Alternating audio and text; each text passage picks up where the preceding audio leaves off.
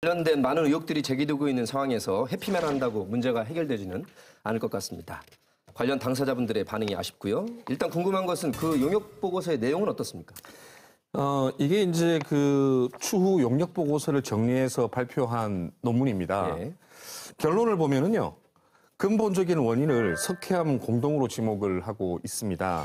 그러면서 붕괴 원인이 지형, 강우, 암종 등 다양한 요인이 있지만 석회암 공동을 고려하지 않으면 사면 붕괴는 발생하지 않는다. 이렇게 결론을 내렸습니다. 저희가요, 용역을 수행한 담당 교수와도 이제 접촉을 시도를 해봤습니다. 그런데 인터뷰는 완강하게 이제 거절을 했고요. 그러면서 여러 가지 이제 얘기를 나눴는데요. 학자의 양심으로서 정확하게 조사를 하고 결론을 내렸다. 이제 이런 확신을 갖고 있었습니다. 그리고 비전문가들이 논문에 대해서 이의를 제기하는 것에 대해서 상당히 이제 불쾌감을 표시를 했었습니다. 합동조사단이 왜 자신의 보고서를 인용을 했는지 모르겠지만 만약에 용역 보고서에 문제가 있었다면 과연 합동조사단이 모두 전문가들인데 그들이 왜 문제 제기를 하지 않았을까? 오히려 반문을 이제 하셨습니다. 그렇군요. 그러니까 합동조사단의 전문가들이 문제 제기를 하지 않았다면 용역 보고서의 내용만큼은 인정해야 되는 것 아닌가 이렇게 생각이 들기도 합니다. 네, 물론 이제 그럴 수도 있습니다. 강냉이에서 관련 분야의 전문가들에게 자문을 여러 차례 구해봤었는데요. 예. 한결같이 이 전문가들이 얘기하는 것이 땅속 일은 정확히 알 수가 없다라는 겁니다. 그래서 이쪽 분야가 대부분 추론일 수밖에 없다 이렇게 이제 지적을 하고 있는데요. 그러면서 논문만 보고 평가를 하는 데는 한계가 있다 이렇게 얘기를 하고 있습니다.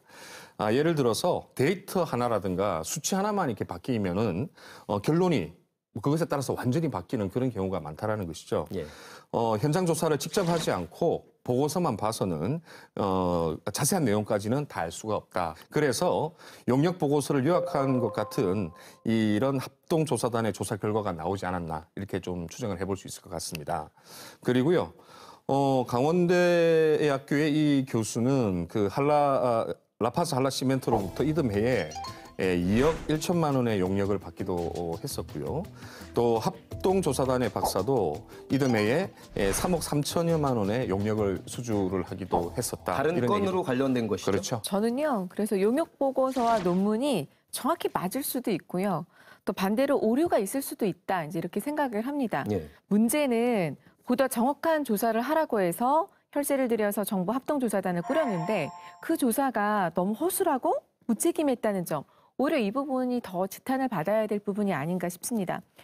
만약에 이제 조사가 잘못됐다면은요, 사고 책임을 지고 처벌을 받아야 될 대상자가 오히려 그렇지 않고 막대한 이익을 취하는 씻지 못할 과오를 남기게 된 셈이거든요. 예. 그래서요, 앞으로 진실 규명 반드시 필요하다 이렇게 말씀드릴 수 있습니다. 아직도 이 지역에 실종자가 묻혀 있다는 점에 가슴이 무겁습니다. 이 사고가 검찰의 재수사가 결정이 됐는데요. 그 결과를 예의주시해 보겠습니다. 시사토크쇼 강냉이 오늘은 여기까지 함께해 주셨습니다. 다음 시간에 찾아뵙겠습니다.